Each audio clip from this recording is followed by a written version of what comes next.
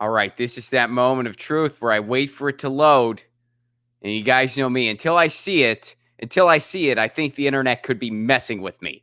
I think it could just be, and there's a bit of a delay, and I don't have, there we go. YouTube, we're alive. We're dancing. Rockfin, what's going on? Where are you, Rockfin? You showing up? Oh, there you are. There you are. YouTube beat you today, Rockfin. What's up with that? Usually, it's not a competition. What's up, everybody? Good afternoon to all my East Coasters. My guest is on the East Coast. Good morning to all my West Coasters. Good evening if you're in an evening time zone. And if you're in the future, Australia, New Zealand, you're a day ahead. It's up to you to fix climate change. You have an extra day of science. No pressure, but figure it out. Text the rest of us. We'll do whatever we got to do. I think that's all there is to it, really. I'm a dreamer.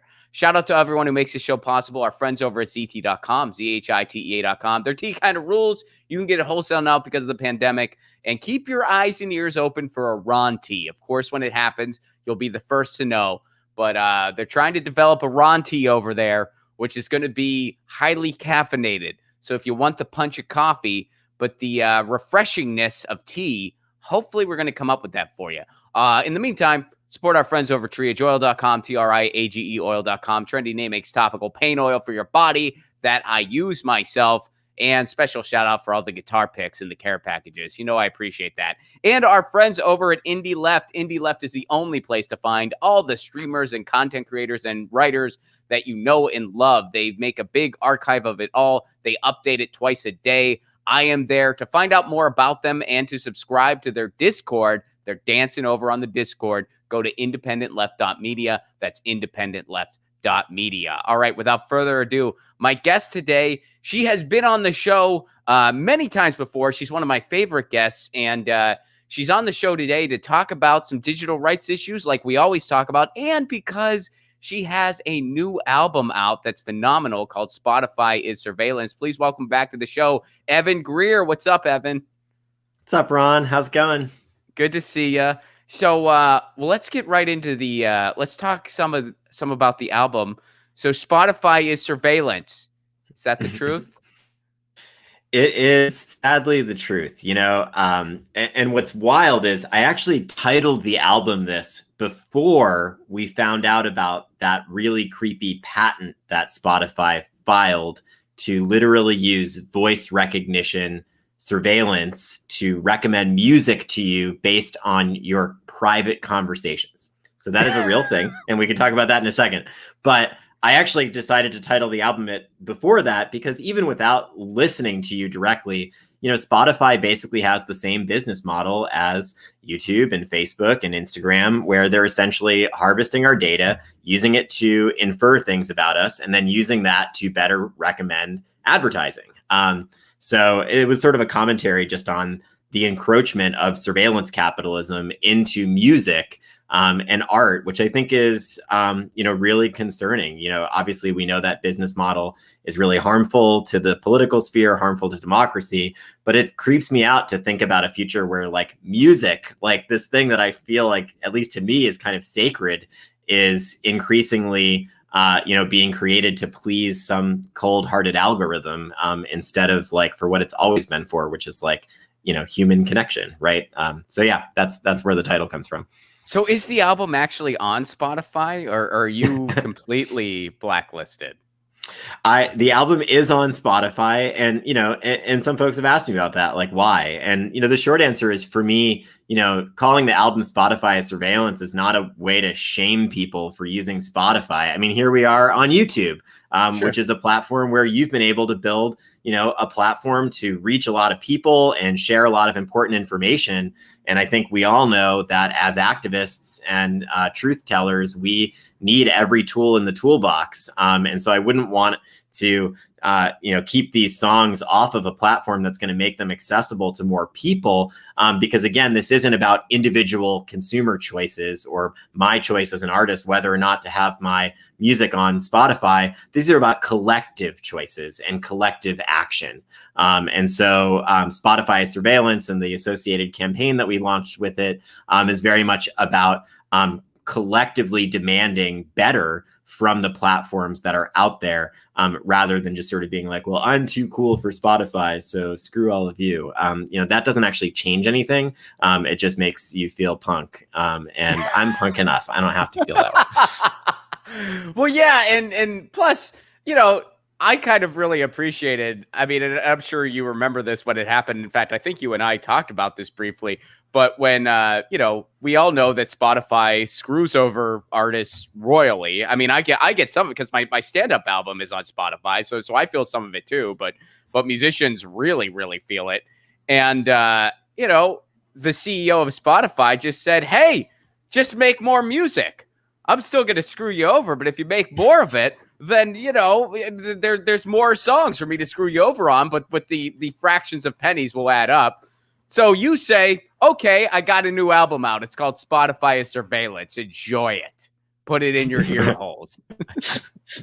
Yep, there it is. And yeah, it's funny where you mentioned at the beginning, I mean, the album is, it charted a little bit on Billboard and it got some love from Rolling Stone and Pitchfork and whatever. Zero Spotify editorial playlists so far. So I wear that as a badge of honor. Well, that's awesome that you were able to break through regardless, because, it's a great album. I enjoy it. And I want to talk a little about some of the specific stuff that hit me in particularly hard. The opening track really got me, back row.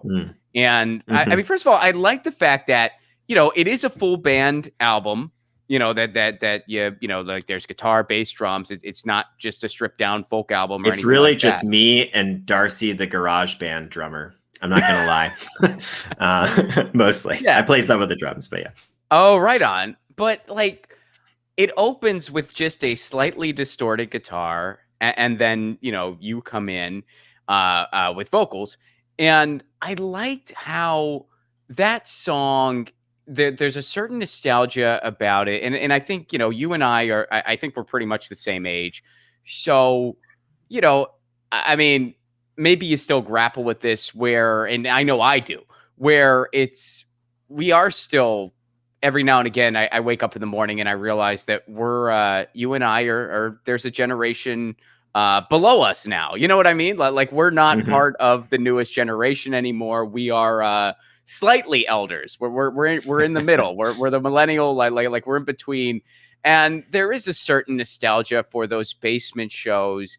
And, as I was listening to it, I really did. I was taken to a basement in Bloomington, Indiana while I was listening to it. And expressing the slight regret of, every time I was in the back playing on my phone instead of really just being in the moment. So I kind of got this vibe that it was not only just a sort of coming of age song, but also kind of reflecting on what's going on now in the pandemic, where you really have a lot of time to get in your head about that stuff, because live performance is something that is missing, that, while the Zoom shows have helped and, in my opinion, are better than nothing at all of us, musicians, poets, comedians, audience members, everyone, a part of us is just missing at the moment, and it hurts. Was that kind of what you were going for? Or? Yeah, totally. I mean, the song just sort of poured out of me one night. And yeah, it almost actually stemmed from like a joke, like something I just like quipped to my partner, where I was like, I would pay $500 to go to the worst punk show ever. Like one of those shows where people are like wasted and like barfing on you, and there's a bunch of like misogynist dudes like elbowing you, and like the bands suck. And I would love like it's been that long of quarantine that like I would die to like go to that show, And so, yeah, it just was sort of, I wanted to capture, like, it is totally like, it's like weaponized nostalgia, I mean, it's like, and I definitely was going for that. But I also wanted to capture like nostalgia for like the imperfection. Like so many, like those basement shows weren't always fun. Like sometimes they really sucked and were really boring, or really like problematic, or really like, traumatic in some moments, or et cetera. But I think, but they were real and they were human. And when so much of our human interaction now is sort of mediated through screens, which, can also be real and human in other ways, but just like missing some of those like very I kind of describe like smells and touches in the song, like that, like smelling beer on a microphone, or like the duct tape, or like the Christmas lights. And so like, yeah, there was something about that, like realness of physical space that just feels so missing right now. And that like, yeah, and almost like the desire to go back to that imperfection where like you don't know what to expect, right? Like you watch a live stream and in a way you sort of know what to expect. Or even a lot of stuff now is like pre-recorded, which, is better for audio and certainly better for a lot of musicians and works for me. Like I was like chilling with my partner the other night watching Law and Order, and I was like, oh, I'm playing a show right now, because it was a pre-recorded video. But yeah, I miss that, just that feeling of being together with other people. I wanted to say just one thing, because I was watching the chat and I saw someone ask about Bandcamp and SoundCloud in relation to some of the Spotify stuff. And I will just say, I have absolutely nothing bad to say about Bandcamp. Bandcamp is pretty awesome. And they're very transparent with how they pay artists, and their business model is not based on harvesting your data. I know less about SoundCloud. They certainly are an ad-based platform, so probably do have some similar issues. I do think Spotify has kind of set themselves apart, and certainly have become such a dominant player in the music industry. And I think that's why they are increasingly under fire, both from artists and now from digital rights and privacy activists. Yeah, and Bandcamp also, they do a lot of things, especially during the pandemic, where they've kind of given the artist the full share on certain days to just try to help out. So yeah, I've always heard that Bandcamp is among the better actors, in the space right now. Yeah, absolutely. I mean, I think, again, like there's nothing wrong with like creating platforms where artists can like, creating services, right? Like I could build my own, store on my site and make it so that you could buy my album through that or whatever. But like, that's a lot of work, and I don't really want to do that. I want to write punk songs and like try and save the internet. So I'm very happy to, give them whatever cut it is that they take when you buy one of my albums from them. Again, because it's very transparent. They're very clear. Here's the percent that goes to us. Here's the percent that goes to you.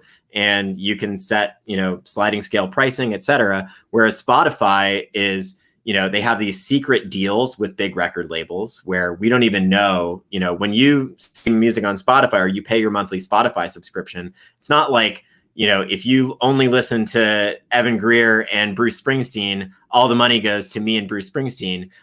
Some portion of that money goes to like EMI because some other people are streaming the Beatles or whatever, right? So it's not clear or transparent how artists actually get paid. And that's one of the demands of the Union of Musicians and Allied Workers, who've been running the Justice at Spotify campaign. And one breakthrough there is that Apple at least started using their rhetoric. Apple's now saying that they do pay on average a penny per stream, which is what the Union of Musicians and Allied Workers have been calling on Spotify to do. We want to see the proof there from Apple. But it is a big sign that these companies are feeling the heat. They're feeling the pressure. And if artists and creators keep organizing, we can demand better. And again, none of this is about beating up on the internet. Ron, I love the internet. And like, I think the internet is awesome for independent musicians and artists and creators. But it's about fighting for, fair compensation for our labor and fighting for access. Like the internet should be a place where everyone has access, not walled gardens where, only those who can pay have access. There are ways to make sure that everyone gets fairly paid and everyone has access to, the universal library of human knowledge and creativity, which is what it should be.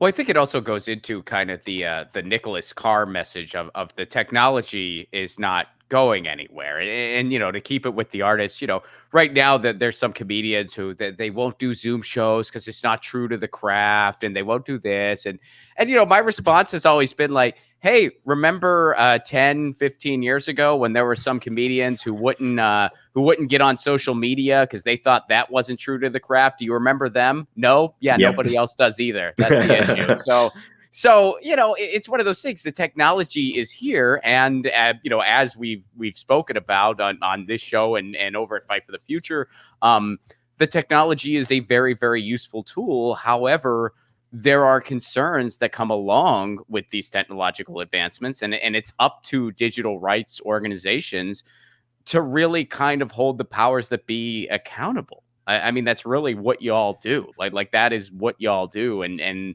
I think so many people don't realize the danger we would be in if it wasn't for organizations like Fight for the Future and all the other digital rights organizations out there. Oh, well, thanks. Yeah, I mean, I think you hit the nail on the head there, though, Ron, because in the end, it's like very few technologies are like inherently good or bad. And I think there are a few, right? Like, Fight for the Future has called for an outright ban on facial recognition surveillance. That's a technology that we think, no matter what, is like so inherently harmful and dangerous and discriminatory that like it just should not be used. It should be abolished, period. Short of that, the vast majority of technology is not good or bad. It's all about who has power, right? And it's about making sure that power is in the hands of people rather than corporations or elite institutions or politicians or governments. And it's about fighting to ensure that we have policies around technology that make sure that we keep power in the hands of the people. And so I think that's just so important because, again, there is, and we see this come up in various different ways. Like you said, we certainly have seen it from the music industry where big record labels and big content creators or content owners, rather, like Disney, have pushed really hard on this idea that like the internet is bad and it's exploiting artists.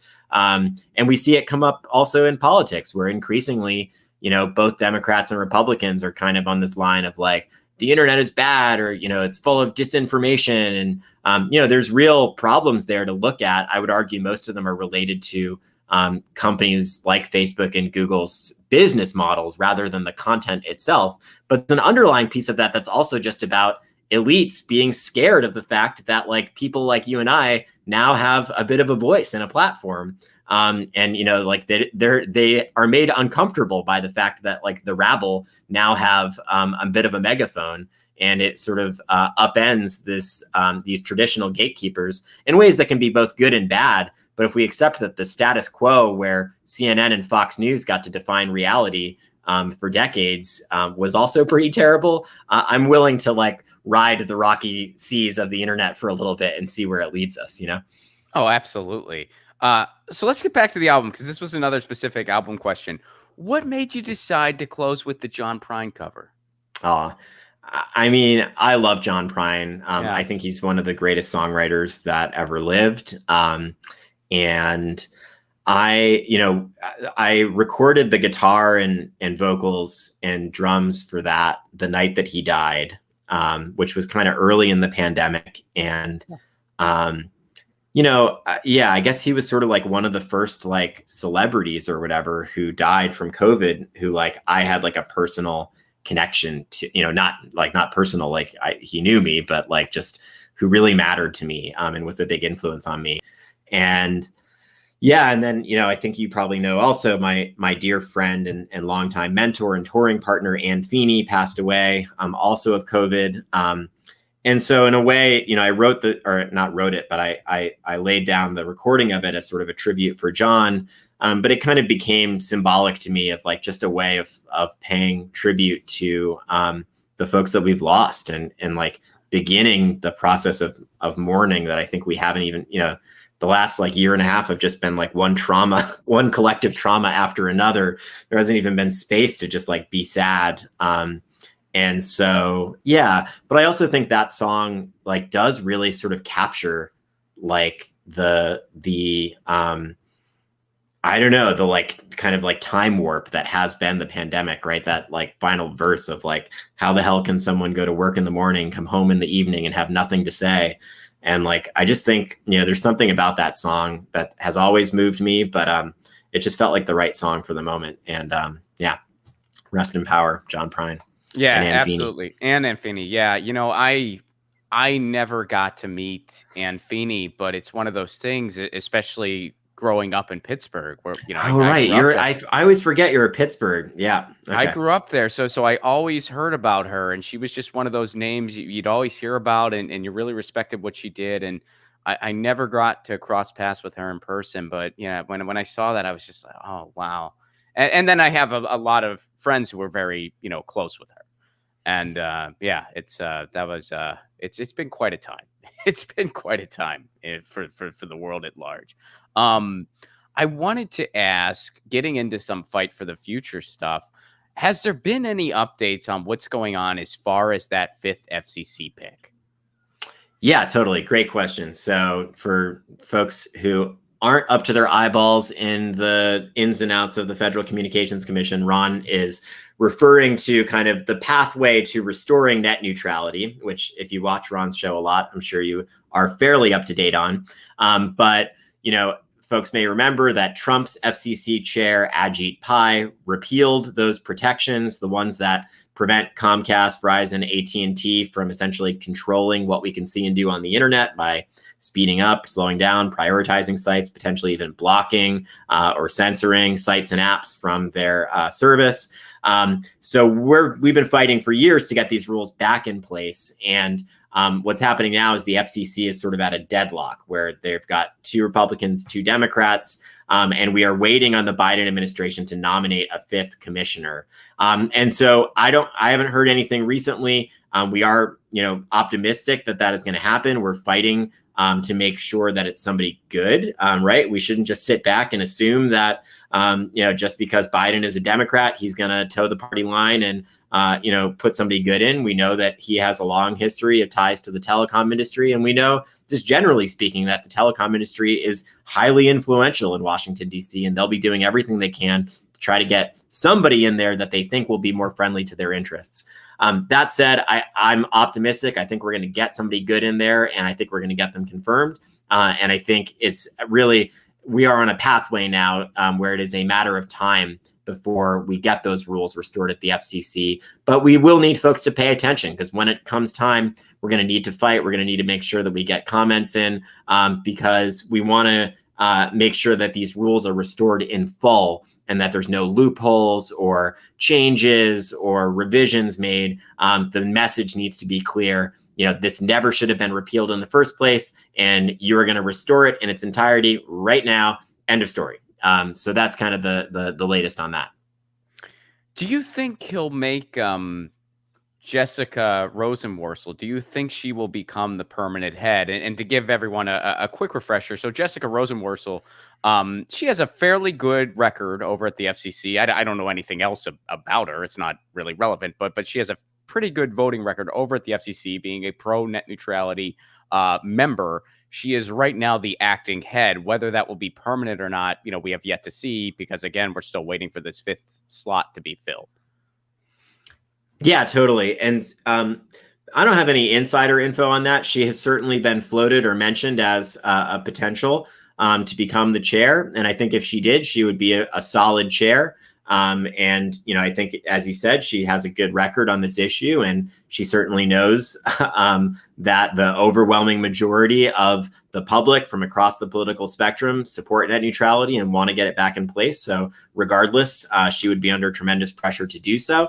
I think, what we've been fighting for with this 5th commissioner, whoever it is that it needs to be someone with no ties to the telecom industry. Politico and others have floated around a few names. I honestly can't even remember right now the list of names that have been mentioned, but some of these folks do have ties to the telecom industry. They've represented companies like T-Mobile in the past. And, even if they are certainly going to be better than Ajit Pai, no matter what, enough is enough, right? It has been for far too long that we've had this revolving door between the industry and the agency that's supposed to protect us from it. Forget it. This is time for the Biden administration to actually show some, that they're listening, and there are great candidates who are real champions for the public interest, who absolutely should be given the 5th seat rather than somebody who has worked for T-Mobile or worked for AT&T in the past. Well, and that's an important lesson too, because I would also argue, and maybe you agree with this, maybe you don't, but I think if it was not for the overwhelming amount of public pressure, I don't even know if Tom Wheeler would have done what he did. I mean, keep in mind, he was a telecom lobbyist himself. But when you have such overwhelming support, and we're going back to 2014, 2015 here, when you have such overwhelming support, thanks to organizations like Fight for the Future, thanks to organizations like, Free Press and all the other net neutrality advocates out there, Demand Progress, thanks to all of them rallying the front lines, the FCC website crashed from comments demanding net neutrality now. I don't think Tom Wheeler would have done it otherwise, because I don't think he really wanted to do it, but he had to. Yeah, well, and you know what's even, I completely agree, Ron, and it drives me nuts whenever I read in the Wall Street Journal or wherever, like Obama era net neutrality protections, because I am old enough to remember that we had to fight tooth and nail and drag the Obama administration kicking and screaming to support these strong net neutrality protections. But what's cool about Tom Wheeler, and I feel like this was like a formative moment for me as an activist, is, you're right. Tom Wheeler was a former Verizon guy, and we went hard on him. I mean, I remember, I don't know if you ever knew Kevin Zeese, who was an activist who passed away. Also, I knew of him. We never met directly, but yeah. So him and Margaret Flowers ran Popular Resistance in Washington, D.C. They sat in Tom Wheeler's driveway and blocked his driveway. We did civil disobedience outside the FCC. We, called for Obama to fire him. And the day that the FCC voted to enact the Title II rules, he got up and he said that it was the proudest day of his policy career. And, it's like tempting to smirk or like to laugh at him. And I wanted to at the time.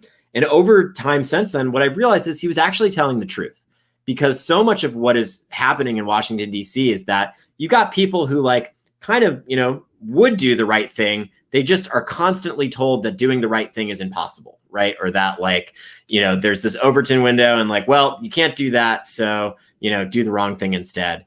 And I think the work of activists, sometimes it is like you just have to go after people and hound them until they feel like they have to do the right thing. But a lot of it is about shifting the ground underneath their feet to the point where doing the right thing becomes the only thing, right? Or that doing the right thing becomes easier than doing the wrong thing.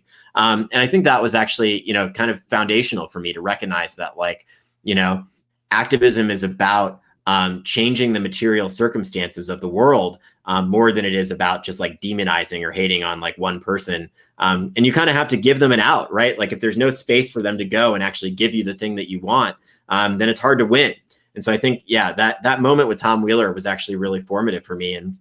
But I think it's so important because, again, we shouldn't sit back and just assume that, we're in the clear now because we have a new administration. It takes constant vigilance. And whether it's on net neutrality or it's on surveillance or privacy issues or freedom of speech, no matter, politicians come and politicians go. But it is, as you said, organizations on the ground, not just Fight for the Future, but many others, Media Justice, EFF, Free Press, Color of Change, so many others, Hacking Hustling out there doing, advocacy around Section 230 and sex work. It's a big group effort. And all of you out there, it's like, we get the word out, but it's the millions of people that make the phone calls and sign the petitions and chip in $5 a month or whatever that makes all the work possible. So you brought up Section 230. Has there been any updates on that? Now to again give everyone a very quick refresher, Section 230 is that piece of legislation that is misinterpreted by so many freaking people. And basically what it does is it just assures people are mentioning how it shields social media companies from any type of responsibility. What they're missing is that, well, it doesn't just apply to social media companies. It applies to every user on the internet, and it applies to everything on the internet. So if you actually take the time to read it, which it's really not that long, you can see how, well, repealing this is not the answer, and it's not going to solve the problem you're trying to solve. It's actually going to make it worse, and we've seen that happen. Have there been any updates on that? I mean, I know there's been a few proposals out there that, again, will take us backwards. But what's going on right now in that space?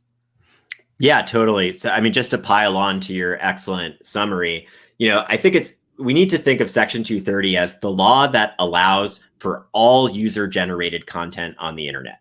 So this video, your tweet that you just posted where you're like, Ron and Evan look funny, what your podcasts, your memes, your opinions, your jokes, all of that is only possible because of Section 230. And we think of it as a protection for corporations. And like, look, I get it. Like there's nothing in my DNA that is like excited about liability protection for corporations. My instinct is to say, fuck them. But really, it's a protection for users in the end, because without Section 230, every single website, every single online forum, every single video sharing site is going to be moderating content, not based on some kind of human rights framework or based on whatever their terms of service are, but based on whatever the most risk-averse lawyers in the world tell them may or may not get them sued, right? And so that means, for example, the videos that have been posted of police brutality that have been so essential in galvanizing the Black Lives Matter movement and the uprisings across the country, long overdue for racial justice. No website would want to host those videos in a world where they know that they could get endlessly sued by law enforcement, claiming that hosting those videos is a form of incitement. The Me Too movement is another great example where, finally, after, decades of, just rampant abuse within Hollywood and, many other industries, people have a platform to call it out and speak out about it. All of those posts could be, sued for defamation or for libel, et cetera. And if people were able to sue the platforms for hosting them, they would never host them in the first place, right? So we need to think of Section 230 not really as something that covers Facebook's butt, but something that allows all of us to have a voice. And the other thing is that people always forget the second part of it, which is that Section 230 is a sword and a shield. So it also allows platforms to moderate. So if you're someone who thinks that, platforms should be doing more to remove harmful content, if you were stoked that Twitter deplatformed Trump, Section 230 was part of what allowed them to do that. If you're on the other side and you think that platforms remove too much content and you would like to see them remove less, Section 230 is also your friend, because again, without Section 230, they would likely be moderating way more content, but not based on what's right or wrong, based on what's going to catch them a lawsuit. Right. So I think that's kind of the most important way to think about it, is that, Section 230 is not about, if you think there's too much censorship on the internet, repealing Section 230 doesn't fix that. If you think there's not enough moderation on the internet, Section 230 doesn't fix. Blowing up Section 230 doesn't fix that either. But what we do know is that it could have horrific consequences, particularly for marginalized communities. And that's what we saw with the last major change to Section 230, which was SESTA FOSTA, a bill that claimed to address sex trafficking, but in the end actually just ended up making Craigslist shut down their entire personal section, Tumblr shut down all adult content on their platform, and it had a devastating effect for many consensual sex workers who were using the internet as a place to operate much more safely than they could on the street. And it actually ended up sending a lot of folks back to the street because these platforms where they had found some semblance of safety and self-determination were being ripped away from them by this law that claimed to be protecting them. So we need to learn our lesson from that and make sure that Congress, if they're going to think about changing Section 230, we need to be very clear. Well, what is the problem you're actually trying to solve? And show me how this bill would fix it. Because so far, most of the proposals we've seen are basically like, I am mad at Facebook, and therefore I have introduced a bill that would blow up Wikipedia and Reddit. And like, none of that makes any sense. And, we need to demand policy that actually fixes problems, and I just think that's so important right now, because we might only get one shot at actually enacting policies that rein in the monopoly power of big tech companies and allow the internet to flourish as an engine for human rights and activism rather than an engine for greed and exploitation. And if Congress wastes it by passing some nonsense around Section 230, not only will that do a lot of harm, but they'll also wash their hands and say, see, we fixed the problems with the internet. Now we can all move on. And that does a disservice as well when there are real things that they should be doing, like passing strong federal data privacy legislation, finally, like reinstating net neutrality, like enforcing existing antitrust laws and breaking up some of these monopolies like Amazon and Facebook. So that's my 2 cents on that. Well, and you kind of touched upon this, but I just want to reiterate it for everybody, watching and listening. Mark Zuckerberg himself has come out and he's okay with kind of messing with Section 230 now. Why do you think that is, folks? Well, that's because, as Evan mentioned, now anybody could face a lawsuit and anybody could be held liable if Section 230 goes away. So what Section 230 is actually doing, you're saying it's going to, quote, rein in Facebook. That's what you're told. In reality, it allows Facebook to maintain their power forever, because guess who can hold up against a lawsuit? Facebook. Guess who can't? Whatever's coming next. Yeah, that's exactly right. And that's exactly why Zuckerberg has been pushing for this. And I think we're likely to see that from some of the other big companies soon, too, that they're going to say, look, let's make some changes to Section 230 that we can live with. And they're going to wipe out our competition.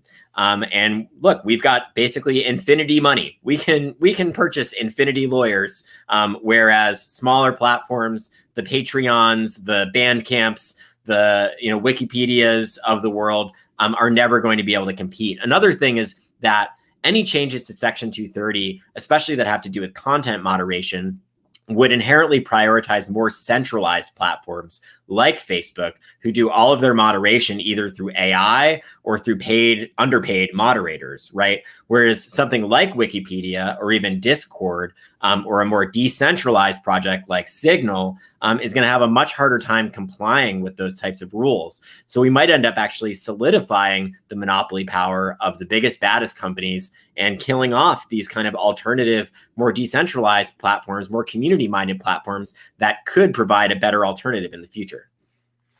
So we're talking about having policy that meets the moment, which, is sometimes kind of an overwhelming thing to wrap one's head around, because when you look at, especially when you look at our political landscape, and I really think in many ways, especially when I see someone like a Marjorie Taylor Greene, I think, wow, we really have two types of politicians who don't understand the internet and politicians who can't handle it. That's not a good that's not a good dichotomy to have. But what I think is the only real solid thing that we can really aim for at the end of the day, and I'd love to hear your take on this. I think it's just time for a real solid digital bill of rights that goes into closing the digital divide, that goes into net neutrality, that goes into how social media platforms are expected to behave and the laws they need to follow, that goes into antitrust and goes into all the above, and is a real solid digital bill of rights constructed by organizations like FIGHT, organizations, like digital rights organizations, along with, ACLU and lawyers. And that's what I think we need. I think anything less, we're still just, plugging holes in the Titanic as they come available, which they often do. Yeah, totally. I mean, conceptually, I completely agree with you, right? Like, we need to think about this comprehensively instead of just piecemeal. One challenge is just because of how broken our political system is, there are ways in which corporations are kind of almost using that, or like pitting us against each other, right? Like, one of the big talking points from AT&T lobbyists on net neutrality is they were like, why do you support net neutrality when it doesn't even apply to Facebook and Google? They don't have to be neutral. And then people like eat that up and they're like, yeah, I'm mad at Facebook and Google. Net neutrality must be bad, which is sort of like saying, like, which isn't even what net neutrality is. Right. That's not even what net neutrality is. They're just they're making up what it is now. Totally. Yeah. Or it's sort of like saying, like, tobacco, right? Like the rules that say you can't sell cigarettes to kids don't apply to big oil. So let's get rid of them. Like, that doesn't make any sense, right? We need both. We can walk and chew gum at the same time. So I think in the short term, I do think it's important that we kind of like keep clear what we're doing and why, right? We need to reinstate these net neutrality protections to address the monopoly power of companies like AT&T and Comcast. We need privacy legislation that protects us from companies like Facebook and Google. We need antitrust enforcement. And I think we do need to sort of like keep those, keep it clear, like which thing is doing what. But in the long term, I completely agree. Like more and more of our lives are moving online, and the internet is like, it's almost silly to think of it as the internet anymore. Like it's just part of life in a way. And so like, I do think we need to think holistically and comprehensively. And as always, we need to make sure that we're not kind of relying only on laws, right?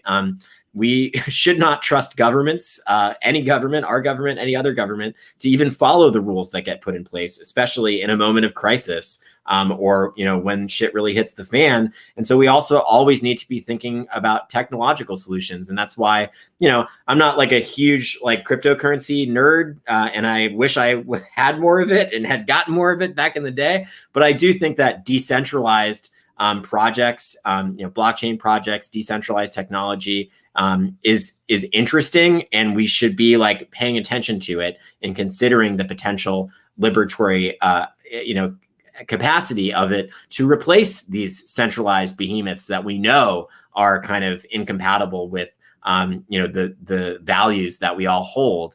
And so, I don't think it's like a magic silver bullet solution.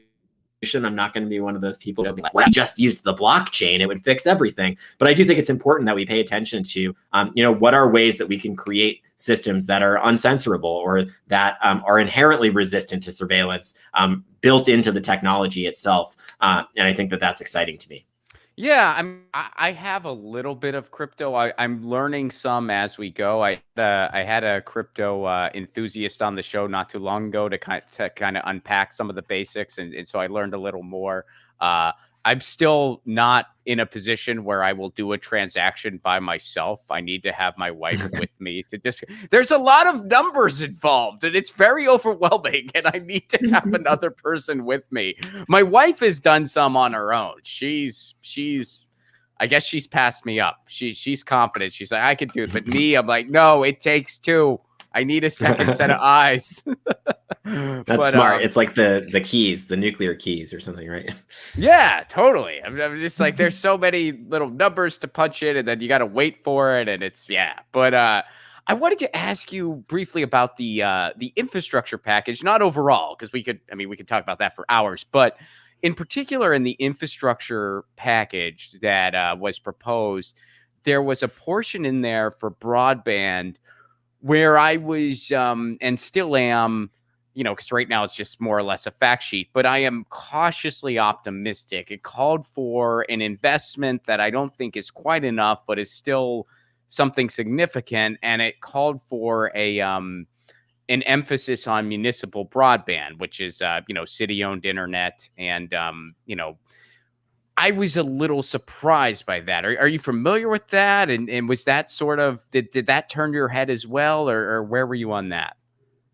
Yeah, I haven't been following it super closely just because I've been a little bit over in Section 230 facial recognition land and putting out the album. But my impression just from other observers is that people are heartened by what it seems is in there. And it does seem to be an indication that we may see a different approach from this administration toward things like municipal broadband, long overdue. Again, part of the problem, and I know you know this, Ron, but one of the real challenges with municipal broadband stuff is just that the telecom industry has such a stranglehold over state legislatures specifically. And so a ton of states have passed laws that actually make it really, really hard to set up municipal in publicly funded broadband networks, even though it's like such a no-brainer at this point that you should be able to get internet from your library or whatever, and like it should be easy and affordable for everyone. But yeah, so I don't have a lot of details on what within the package, but I think just one thing that's heartening too is that this administration is talking about broadband and high-speed internet as a form of infrastructure. And that even is a shift from what we've seen in the past. And so I think that is, I'm cautiously optimistic by that as well. So what is going on in the facial recognition world right now? Where are we at there? Yeah, so I mean, it's lots going on kind of both in the offense and defensive positions there. We had a lot of success over the last year just in terms of kind of getting the word out about how dangerous this technology is. And, that led to legislation being introduced at the federal level that would ban all law enforcement and government use of facial recognition in the US, which is huge. It was introduced by Ed Markey and Pramila Jayapal and a few other members of both the House and Senate. We're expecting that to get reintroduced. So that's kind of the main legislative vehicle that we're looking at. But I think what's particularly interesting is there's increasing scrutiny on not just government and law enforcement use of this technology, but private and corporate use as well. And I think that's really, really important because I actually think some of the more kind of mundane seeming uses of facial recognition are some of the most insidious because they risk normalizing this practice of having our faces scanned and handing over our sensitive biometric information to private corporations. And there's stuff that corporations can do with that data that is just as scary and harmful as what a government can do. So just to give you like a few nightmare scenarios, a slot machine is analyzing your face and detects when you're getting frustrated and thinking of quitting playing and then gives you a little payout to keep you gambling, right? Oh, no. That is like the reason that scenario is so terrifying is because it's like beyond plausible. Like someone is working on that right now. I promise you. Or a job in, we saw HireVue, which has actually now been abandoned by a lot of companies. I think they actually turned off the facial analysis element of their product. But, this is coming in the future where you're doing a job interview. They are analyzing your face and trying to decide whether you're trustworthy based on an algorithm's impression of your eye movements. We could see facial recognition being used at music festivals to track where you go, how often you go to the bathroom, how often you go to the bar, what artists you came to see so that we can target you with advertising afterwards or to enforce rules. Fortunately, I will say with music festivals, and I think you probably know this, Ron, but we actually ran a campaign that got more than 40 of the world's largest music festivals to say that they won't do that, including Bonnaroo and Coachella and South by Southwest. I wrote a piece with Tom Morello from Rage Against the Machine about that. That's up in BuzzFeed.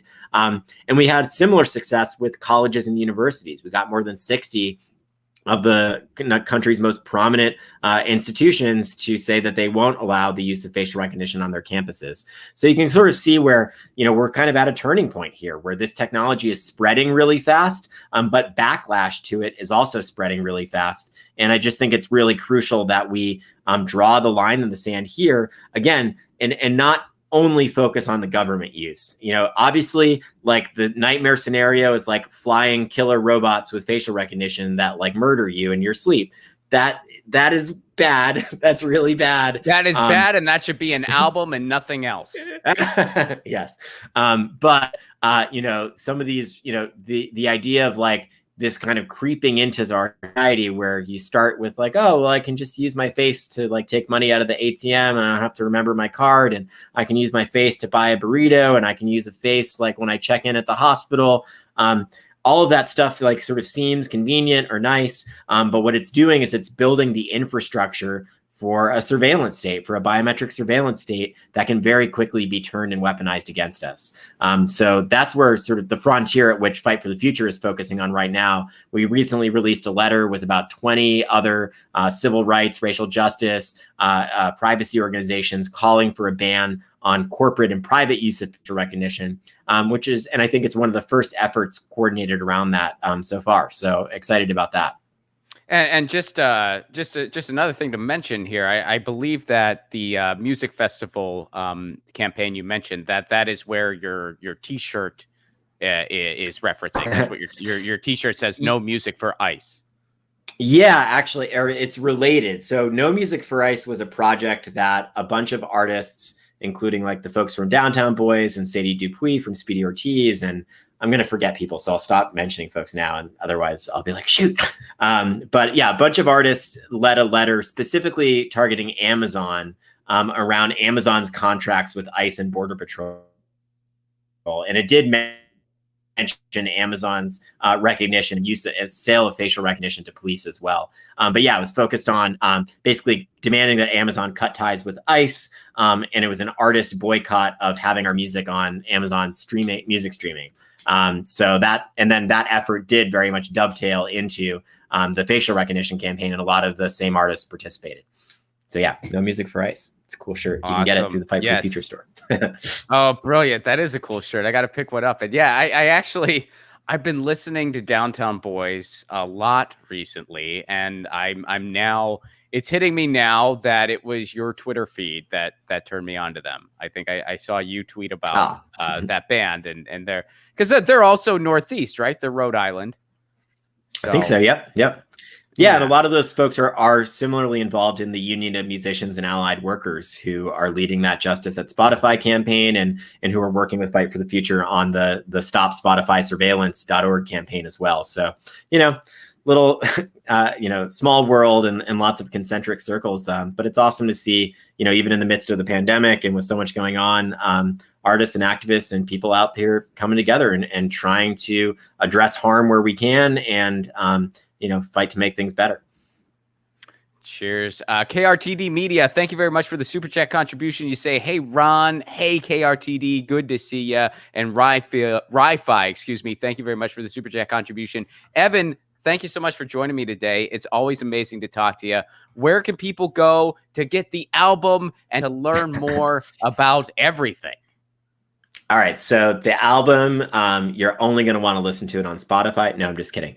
You definitely want to get it on Bandcamp from Get Better Records or Don Giovanni Records. It's called Spotify Surveillance. And yeah, I'd love to know what you think. I recorded these songs basically alone in my bedroom, and so it's been really heartening to finally have them out in the world. So, find me on Twitter, Evan_Greer, or on Instagram or wherever else. I'm easy to find. I finally have a Wikipedia page. I didn't for the longest time because it got deleted like back in the early days of Wikipedia by a bunch of like libertarian bros who were like, this chick's not notable. And so anyhow, so now you can find me on Wikipedia too. That's exciting to me.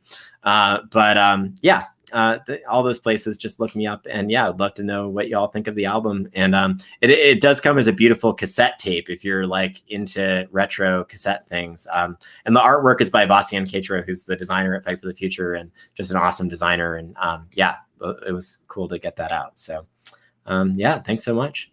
Thanks so much for being here. Congrats again on the album. Everyone go check it out. We'll be back tomorrow, same time, same channel, 2 p.m. Eastern, 11 a.m. Pacific. And in the meantime, y'all know the drill. Lucy says meow. I say peace. Evan says peace. We all say peace. Peace. Peace.